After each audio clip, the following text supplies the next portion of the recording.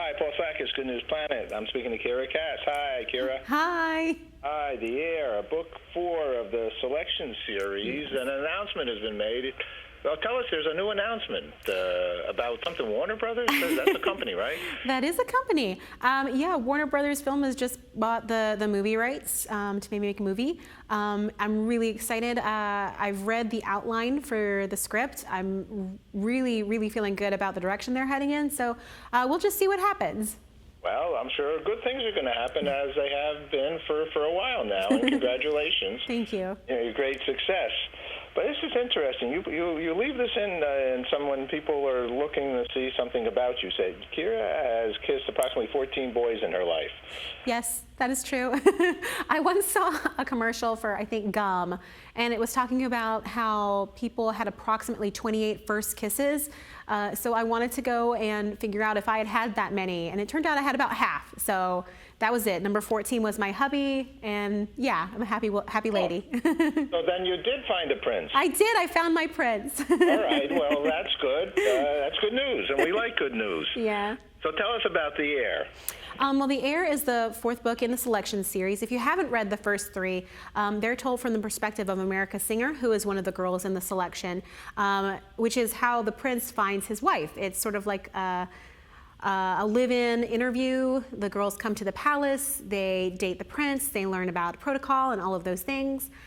So the first 3 books followed America through her process, and now we're in the 2nd generation at the palace, and Evelyn is the princess. She knows she's going to be queen, and she is having a selection process of her own. So that's where we're at right now. There we go. How do you come up with names?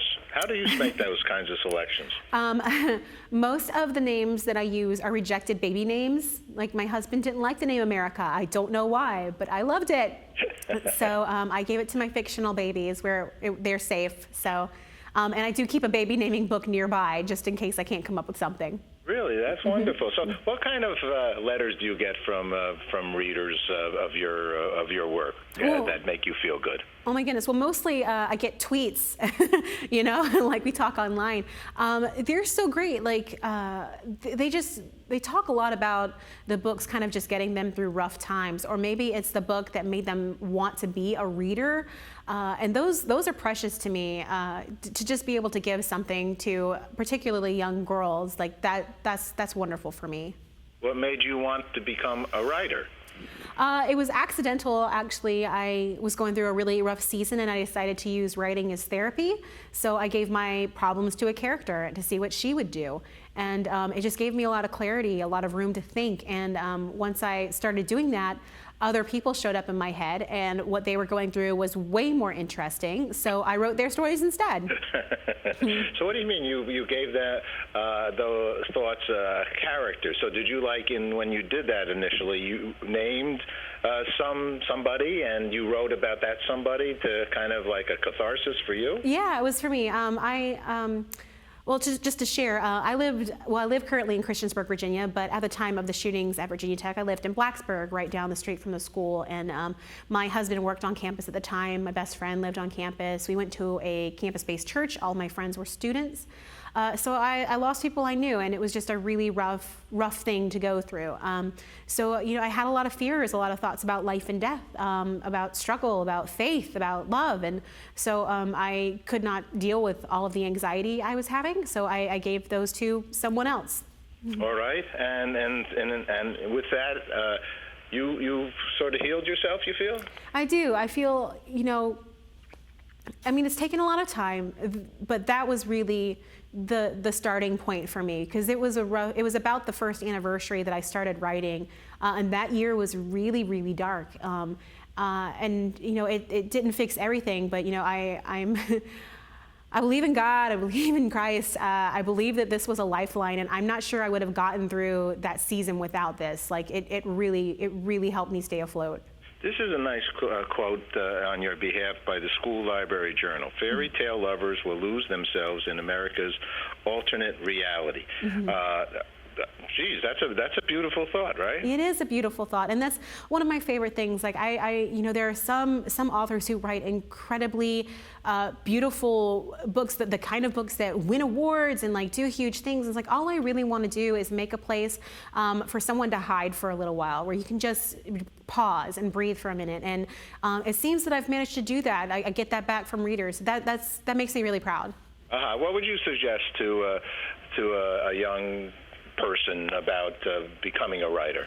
I would say to read everything, even things that you're not excited about, because that's good for you too. Master grammar and all of those things while you're still in school. It's very useful information. And daydream often. I feel like young people in particular right now are just cramming their days with stuff, but if you want to use your imagination, you've got to stop, you've got to pause, and you got to daydream. What's the basic premise of The Heir? The Heir is just really following Evelyn through her selection process. So she is there. She is not excited about having boys in her house, and she's kind of learning to let her walls down, how to be very strong and very feminine at the same time. All righty, it's a beautiful thing. Let me ask you two last questions. One is, what's good news for you? Good news? Because we're all about good news broadcast. For me, good news is that Jesus washed my sins away. That's good news every day. Oh, wow.